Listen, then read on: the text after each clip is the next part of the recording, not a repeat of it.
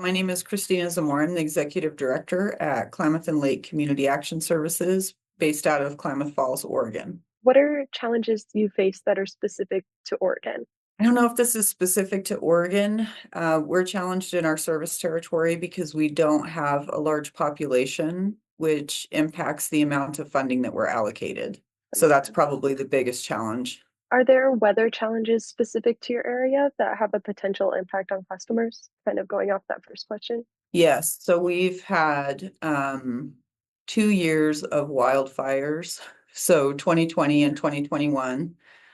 Basically, the entire area was on fire, which caused issues with wildfire smoke, etc.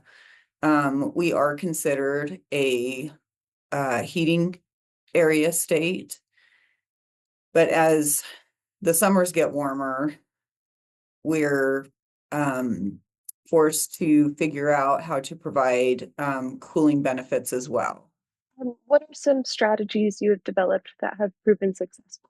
We rely quite a bit on our community partners to help us message the program, the availability, the deadlines, that we only accept complete applications and so that it's not just us trying to get the message out. We really rely on community partners because we share a lot of participants.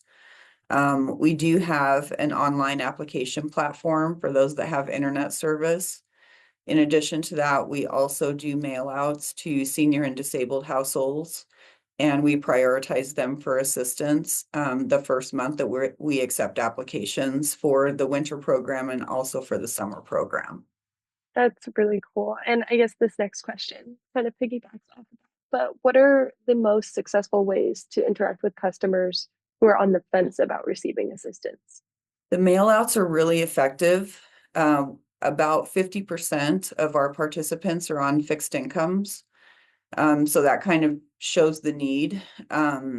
We only are able to serve about 24% of the eligible population based on the percentage of poverty in the two counties that we serve. We also do outreach to the more rural communities. So we have somebody on site to answer questions, hand out applications, and then we partner with another community partner. I know I'm saying partner a lot. That's good. um, and they do what they call a mobile hub, and they drive out to the smaller communities in Klamath County, and we have a team member that goes along with them on their route to provide information about energy assistance to folks that may not have transportation to get to Klamath Falls or access to internet. That's really cool. Like Mhm. one of the more cool ways I've heard of outreach. And they Um, have they have Wi-Fi on the mobile hub. that's awesome. Yeah. It was like, oh, we can get a hotspot, and they're like, no, we have Wi-Fi. It's fine. That's so cool and like so helpful to those rural customers. Um, well, we kind of flew through the questions, but that's okay.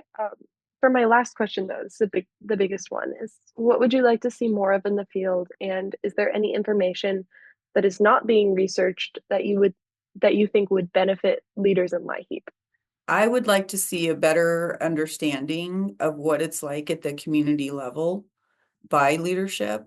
That's a big challenge because I think, when you make decisions way up here at 50,000 feet, you don't realize that, Jane Smith that gets $947 in Social Security and pays rent, like those are real challenges. They're real people.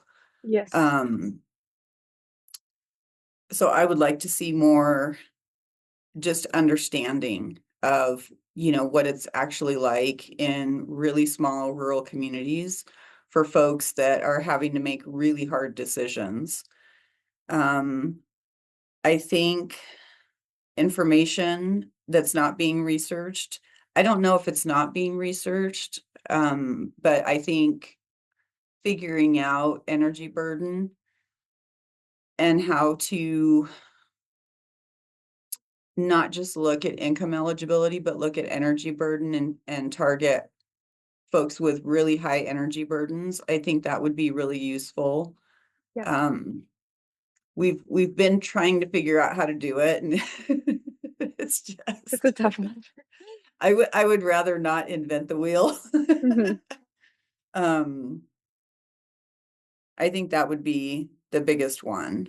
And then how utility rate cases affect the impact that we're able to have with the LIHEAP funding, Yeah. when the rates are constantly being raised, it seems.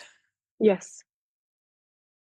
Yeah, Oh, I our electricity rates for the two largest investor-owned utilities since 2021, they've been raised 50%. Like, it's crazy. mhm.